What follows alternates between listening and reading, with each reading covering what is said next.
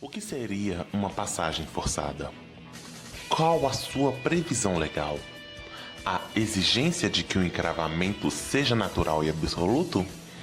O que é um imóvel com saída difícil e penorosa? A indenização devida ao dono do prédio onerado? Qual a distinção entre servidão de passagem e passagem forçada? A extinção da passagem forçada? Hoje, no Globo Repórter. Atenção, emissoras da Rede Globo, para o top de 5 segundos.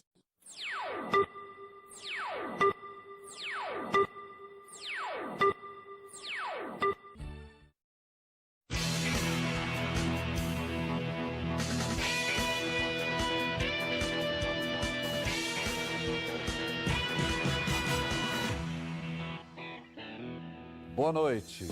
No Globo Repórter de hoje, mais uma extraordinária aventura do projeto Globo Natureza. Vamos começar nossa aventura? O que seria, então, a passagem forçada?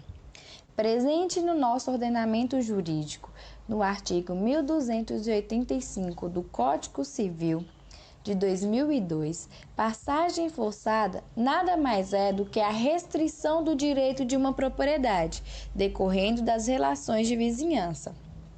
O excelentíssimo doutrinador Ellen Lopes Meireles define passagem forçada como uma imposição da solidariedade entre os vizinhos que resulta da consideração de que não pode um prédio perder a sua finalidade e o seu valor econômico por falta de acesso à via pública, fonte ou porto, permanecendo assim, então, confinado entre as propriedades que o circundam.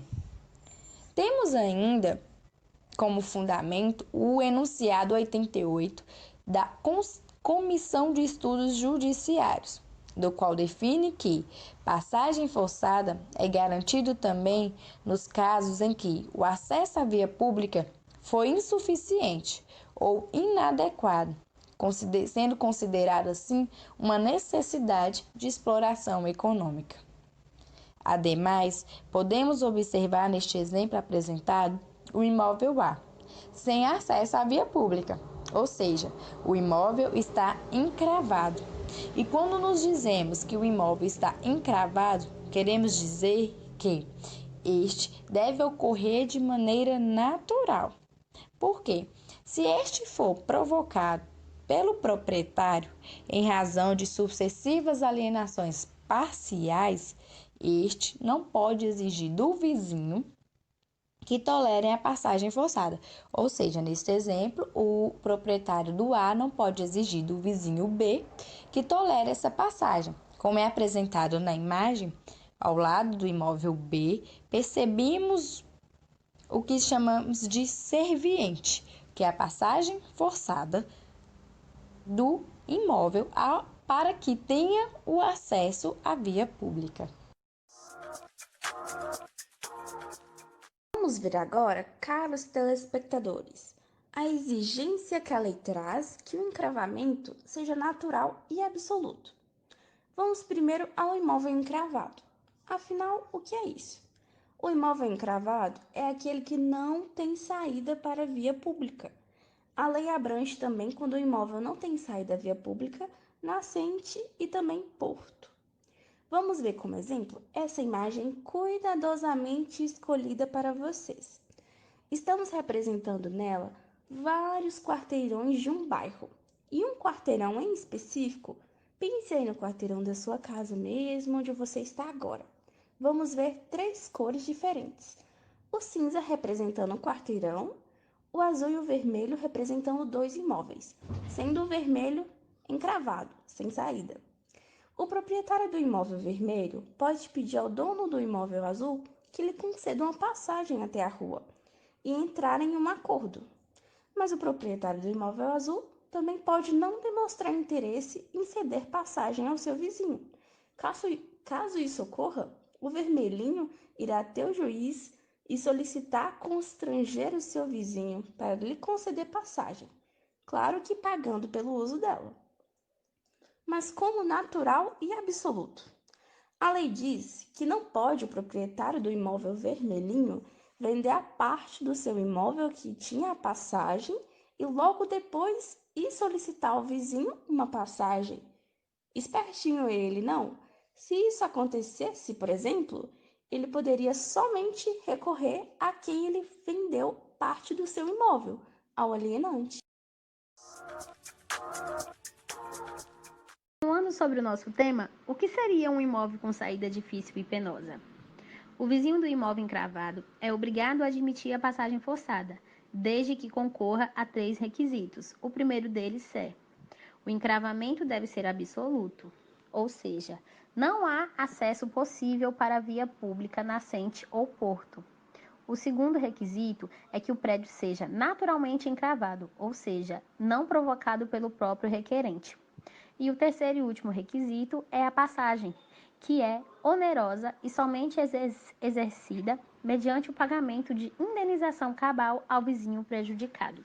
Gonçalves, em seu livro, escrito em 2006, página 335, afirma que não se considera o encravado o imóvel que tenha outra saída, ainda que difícil e onerosa. Razões de comodidade não são atendidas para obrigar o vizinho a suportar passagem por seu imóvel. Corrente mais progressista e afinada com a função social da propriedade e o espírito do Código Civil de 2002. Porém, afirma que cabível é a passagem forçada, quando a única via de acesso se apresenta sumamente onerosa, impraticável ou perigosa, só utilizável à custa de imensos sacrifícios. Depois de toda essa devida conceituação, será se há indenização para o proprietário que teve o seu imóvel onerado? Tal direito de passagem forçada equivale a uma desapropriação no interesse particular, pois o proprietário do prédio onerado com a passagem possui o direito à indenização cabal, a qual está expressamente prevista no artigo 1285 do Código Civil de 2002. E, se porventura o proprietário do prédio encravado perder por culpa sua, como por exemplo pelo não uso da passagem, o direito de trânsito pelos prédios próximos terá de novamente ser pleiteado, sujeitando-se a um novo arbitramento e uma atualização da retribuição pecuniária. Mas, se não houver acordo entre os interessados de ambos os imóveis, a fixação da passagem, em qualquer caso, será feita judicialmente, conforme expõe o texto do artigo 1285 do Código Civil de 2002. Assim, deverá o juiz, então, impor o menor ônus possível ao prédio serviente, pois, se havendo vários imóveis, escolherá aquele que menor dano sofrerá com a imposição do encargo, uma vez que dispõe com efeito o artigo 1285, parágrafo 1º do Código Civil de 2002, que sofrerá o constrangimento o vizinho cujo imóvel mais natural e facilmente se prestar à passagem. A passagem forçada é o direito de vizinhança, enquanto a servidão é um direito real sob coisa alheia. A primeira decorre da lei e é uma limitação ao direito de propriedade, sempre se configurando quando um prédio se encontra cavado, mesmo que o proprietário não a deseje. Já a servidão limita o domínio e decorre da vontade das partes, geralmente por meio de um contrato. A servidão tem sua constituição com registro no cartório de registro de imóveis. Já a passagem forçada não exige qualquer tipo de registro, e caso haja um registro, será tido como servidão. Sua fonte imediata está na lei e no interesse social. Às servidões aparentes caberá ação de uso capião. A servidão de trânsito não titulada, mas tornada permanente, sobretudo pela natureza das obras realizadas, considerar-se aparente, conferindo a esta o direito de proteção processória. Em sendo assim, poderá ser usucapida. Quanto ao direito de vizinhança, não se adquire pela prescrição aquisitiva. Afinal, existe extinção da passagem forçada? A resposta para essa pergunta é sim. Cessa a passagem quando desaparece a sua causa, ou seja, quando o prédio deixa de ser encravado. Como, por exemplo, podemos citar a abertura de uma estrada pública que atravessa ou passa ao lado de suas divisas, que tem acesso à via pública. Portanto, cessada essa tal necessidade, desaparece a razão para a permanência do aludido ônus gerado durante essa passagem forçada. Agora, após toda a devida explicação sobre o nosso tema no programa de hoje, vamos para um exemplo que ocorreu na vida real. Proprietários de instâncias rurais às margens da BR-491 em Guaxupé recorreram à Justiça pela reabertura de uma estrada de acesso a seus imóveis. A servidão, conforme os reclamantes, foi fechada pelo latifundiário José Roberto Panhota, eventual dono das terras onde fica a passagem em questão. Já com audiência marcada, as partes manifestaram-se em reportagem do jornal Jogo Sério, com argumentos pela necessidade de ter de volta a via por onde circulam há mais de 2 décadas. A estrada, que teria sido aberta em 1990, ligava a rodovia federal a sítios localizados naquelas imediações. Porém, com o fechamento, a distância aumentou em mais de 1 quilômetro, além de que resultou, segundo consta, na desvalorização dos imóveis. Isso é um transtorno muito grande, porque está causando muita poeira no sítio, eu acabo gastando mais combustível para dar toda essa volta. E, além do mais, quando chove, a estrada não permite uma passagem muito boa de trânsito de carro. Caminhões que também tem trânsito de gado lá no final. Iniciada em agosto deste ano, a polêmica toda tem gerado grande insatisfação. E nós queremos a estrada no lugar que ela é, não adianta ele querer pôr a estrada lá, porque não vale a pena. O que eu sei da história é que estrada nunca se fecha. E por incrível que pareça, ele foi lá e fechou a estrada nossa. Aquelas terras ali é do meu sogro. Ele doou para nós, para mim e para minha cunhada. Então nós põe gado lá, nós tira gado, tem vezes que nós planta, tem vezes que não. E o bonito do senhor foi lá, isolou a área, como que ele é dono de nós lá. O fechamento da servidão, afirmam os reclamantes, pegou a todos de surpresa. Sinceramente, eu não posso afirmar. O vizinho apresentou um documento, queria fechar e simplesmente no dia seguinte veio e colocou o mourão com cerca aí. Logo em seguida, ainda veio com uma retroescavadeira e ainda abriu 2 valas aí na estrada. Tudo isso está trazendo prejuízo financeiro e também a desvalorização do meu sítio e dos meus confrontantes também. Eu espero que a justiça seja feita, tanto que o processo já está com audiência marcada agora para o dia 20 de outubro, lá no fórum.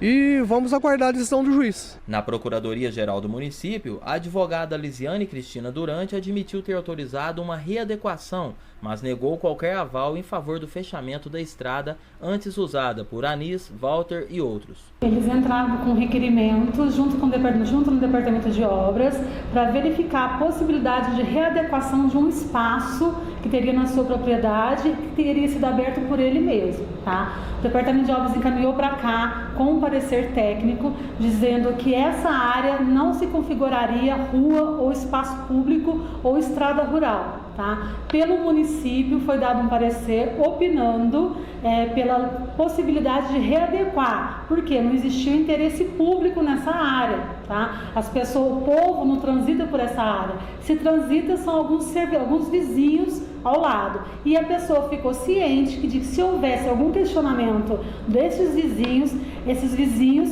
poderiam ingressar na justiça, como de fato eu acredito que eles até já ingressaram, para readequar essa servidão. Também acionado, o corretor de imóveis Marcos Ribeiro, responsável pela venda de um dos sítios ao proprietário, opinou.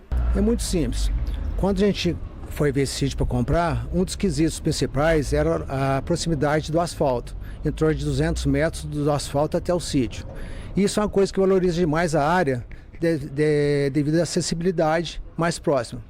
Agora, com o fechamento da estrada, vai ter que dar uma volta de mais de 1 quilômetro, inclusive o acesso para sair do sítio, existe um morro muito forte, que para o transporte de carga vai ser um empecilho muito forte. Ou seja, a nível de valorização ou desvalorização do sítio vai ser exorbitante devido à desproporcionalidade que está tendo na distância para se locomover. O jornal Jogo Sério tentou contato com José Roberto Panhota, o qual recebeu a reportagem, mas não quis gravar a entrevista. Segundo ele, uma declaração sua sobre o caso somente será dada após a audiência desta quinta-feira, quando a Justiça de Guaxupé decidirá sobre a reabertura ou não da servidão. Enquanto isso, as partes envolvidas demonstram ansiedade pela resolução rápida do caso. O vizinho veio e colocou uns mourões ali no acesso da minha passagem. Quando eu fui sair, já estava bloqueado com os mourões. Imediatamente chamei a polícia, fiz o boletim de ocorrência e depois procurei meus direitos na justiça. Essa estrada aqui, segundo consta, ela está aqui desde 1990, né? Isso, já há mais de 20 anos. Conforme os vizinhos, documentações de escritura, desde 1990, há mais de 20 anos. Achei interessante o exemplo que um estagiário de direito disse, que a situação ali se encontra da seguinte forma: como se fechasse a porta da sala da sua casa, você tivesse que dar a volta pelo quintal e sair pela casa do vizinho, toda vez que fosse entrar na sua casa. Achei muito oportuno essa comparação, que é o que está acontecendo.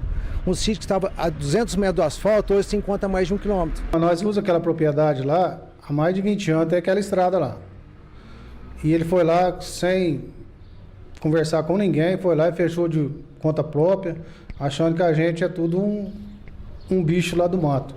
Em julho de 2015, o jornal Jogo Sério divulgou matéria sobre dilema parecido, então vivido pelo sitiante José Roberto da Silveira, de 48 anos, do sítio São Sebastião, na zona rural do Cerrado, distrito de São Pedro da União. Envolvido em divergências com um familiar, ele teve a única passagem da estrada para sua casa fechada pelo desafeto. Na ocasião, que gerou muita polêmica, acabou virando caso de polícia e chegou aos tribunais, quando a justiça determinou a reabertura do acesso. E você fica agora com o Jornal da Globo. Um bom fim de semana e até a próxima sexta.